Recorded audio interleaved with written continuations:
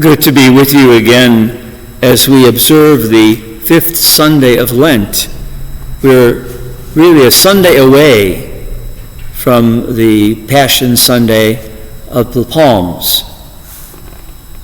This was a Sunday, it was also called Passion Sunday in the old calendar of the Roman Catholic Church. And in some churches, they still observe one of the customs of covering all the statues that were in the church body, and then the cloths would be removed dramatically on Holy Saturday night. That's a custom that can be followed or not followed, depending on the preference of the priest and what the staff can handle right before Easter.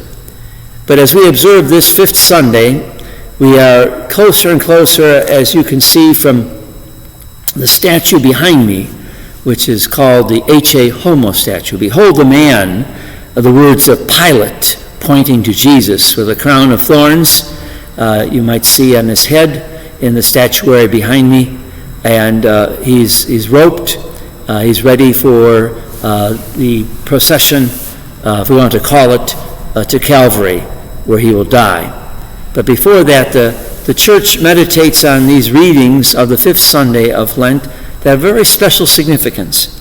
The first reading begins with a proclamation from the prophet Jeremiah that there will be a new covenant, that the old covenant on Mount Sinai, the old covenant with Moses, the old covenant with Abraham, is going to be, you might say, upstaged by a covenant that includes those covenants, but is a new covenant in the heart of the believer, in a heart that believes that Jesus is the Lord, and that Jesus' way of the cross is the new covenant in his blood, as he will say at the Last Supper. This is the chalice of my blood, the blood of the new and eternal covenant, which will be shed for you and for many for the forgiveness of sins. And that becomes the new covenant by which we live. The beautiful passage from the letter to the Hebrews reinforces that. It says, in the days when Christ Jesus was in the flesh, he offered prayers and supplications with loud cries and tears to the one who was able to save him from death. And he was heard because of his reverence. Son though he was, he learned obedience from what he suffered. And when he was made perfect, he became the source of eternal salvation for all who obey him. So, a very beautiful description, you might say, from the letter to the Hebrews, which is almost a description of Jesus in the Garden of Gethsemane, before his passion and death. He speaks eloquently of his suffering and the role that suffering would have in our salvation. The gospel is intriguing because it begins with a statement. It says, some Greeks who had come to worship at Passover feast came to Philip. What does it refer to Greeks? Is it a nationality, Greeks? Were they Greeks, meaning from Greece? Now, possibly it could be. But probably in truth, it just simply meant Greek speaking. In those days, that was a big demarcation, and usually indicated those who were Jewish spoke Hebrew, or Aramaic as it was called, the colloquial, you might say, version of the Hebrew language at that time, in that age. But they might well refer to those who are just speaking Koine Greek, which would be a non-Jew.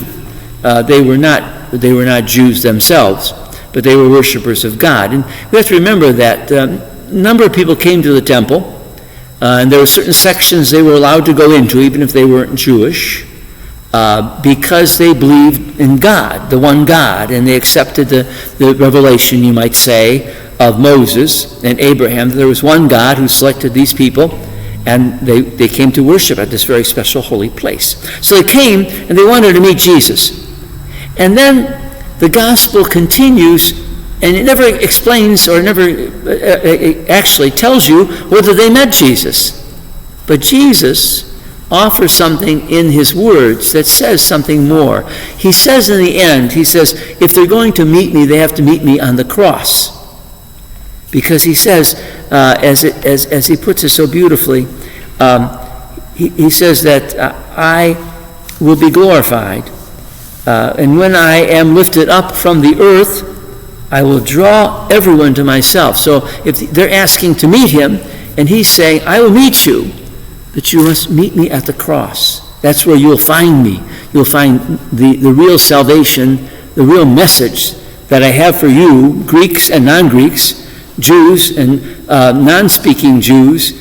I will meet you all at the cross, because my life is like a grain of wheat, he says, that's planted deep in the earth, buried, and yet it pokes its little green stems up through the ground and gives new life.